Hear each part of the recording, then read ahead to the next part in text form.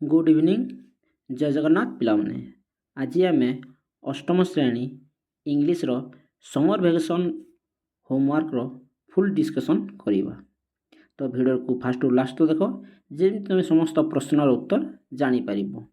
तो प्रथम प्रश्न कहूँ look at some profession around you that inspire you and write where they work and match column A with column B. तो यहाँ दुईटा कलम पिलाने देइछि कलम ए आ कलम बी। यहाँ विभिन्न प्रकार प्रोफेशन को लेकिन देइछि जेमती डॉक्टर आर्टिस्ट टीचर फार्मर। तो ये गोटे प्रोफेशन ना देइछि आ से मेन कौटी काम करती सेटा कलम बी रे देइछि ताको आमे मैच करवा। तो पिला माने जदि आमे देखिबा प्रथमे अछि डॉक्टर। तो डॉक्टर कौटी काम करती तो डॉक्टर हम करती हॉस्पिटल रे लास्ट अछि ना हॉस्पिटल रे ठीक से बोली।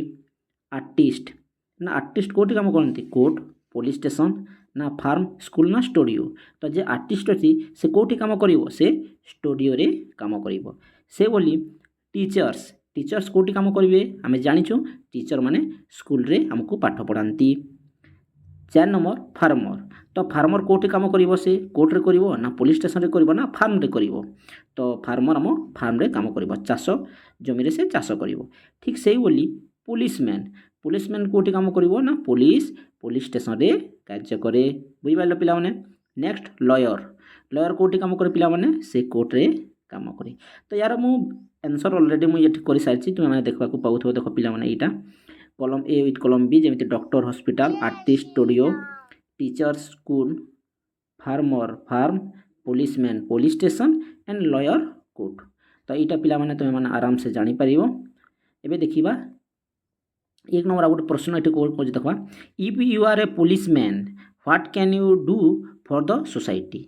जदि पिला माने तुमे गोटे पुलिसमैन होइतिबो तेबे तुमे तुम सोसाइटी पई लोक मानक पई कोन करिवो सेटा तुमे लेख। तो पिला माने सेटा हमें देखि देबा if you are a policeman what can you do for the society. तो as a policeman I would maintain law and order. जदि मु जेहेतु गोटे मु पुलिसमैन तो मु कौन सी लॉ ऑर्डर मेंटेन करी protect citizens from harm prevent crimes and help people in times of emergency to ensure a safe environment. तो मु कौन कहबी गोटे जिते भी सब लोक मैंने सर्वसाधारण अच्छा समस्त को मु सुरक्षा करी विभिन्न प्रकार जो क्राइम्स होची ताकू मु रोकवाई चेष्टा करी आ जो लोक को जोटी इमरजेंसी थी जरूरी थी ताकू मु ठीक समय साहाय्य करी। नेक्स्ट प्रश्न आम देखा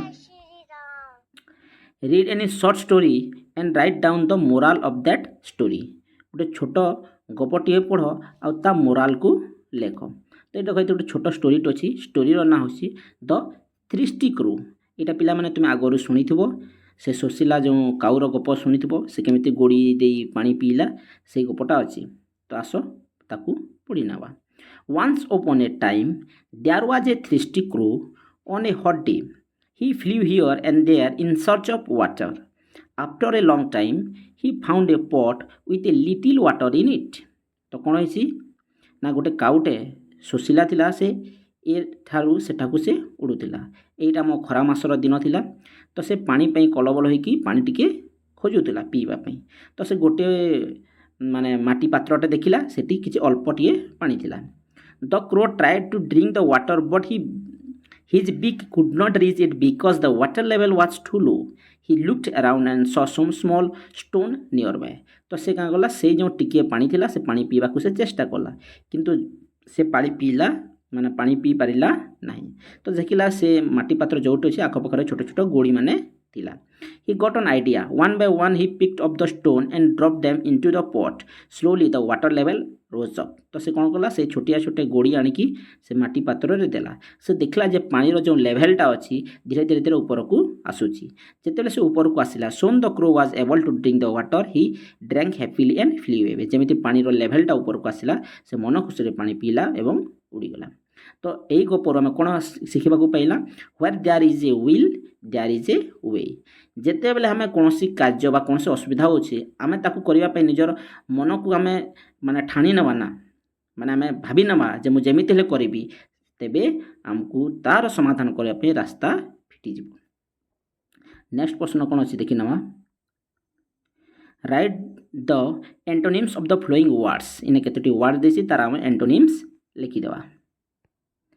तो ऑलरेडी मुझे लिखिदे देखो write antonyms of the following words.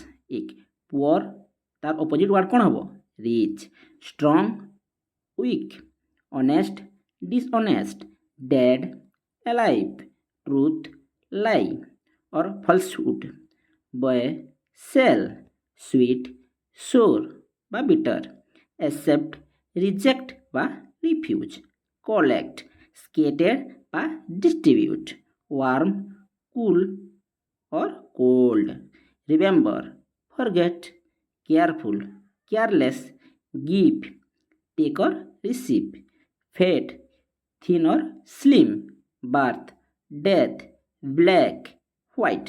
तो पिला माने एटा बहुत सहज थिला मुझे ऑलरेडी लिखिदे तुम्हें वीडियो को देखी आराम से निजे भी समाधान करि परिबो। नेक्स्ट आम ए परवर्ती प्रश्न देखा कौन से अच्छी। Right 10 sentence about your favourite teachers and right why do you like him और हार। ने कौन तुमको जो टीचर तुम फेवरेट टीचर विषय में 10 गाड़ी लिखापी कौन तुमको कहीं पसंद लगे विषय टी लिखा। तो मुझे गोटे गोटे फॉर्मेट गोटे लिखिदे तुम्हें से गोटे फिलअप कर। My favourite teacher is dash. तो ये नेम अच्छी ये तुम्हें तुम जो फेवरेट टीचर अच्छी नाटा तुम्हें ये लिख ना जहाँ थी। दे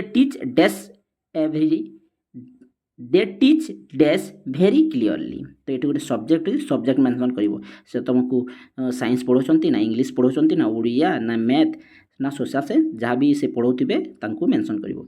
दे are very patient and kind of to all student. They use interesting stories to explain difficult topics. They encourage us to ask questions. They are always punctual and disciplined. They help us not only in studies but also in being good human beings. I like them because they make learning fun. They treat every student equally. I am very lucky to have such a teacher. तो या छोटी आटे मुझे paragraph लिखिदे गोटे favourite teacher विषय तुम्हें यहाँ देखी जोटी ना अच्छी आ तुम्हें किसी भी निज आड़ जदि माने ऐड करने चाहूब तुम ऐड कर।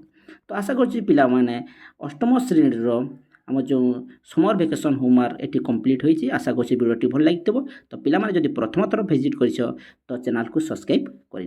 धन्यवाद।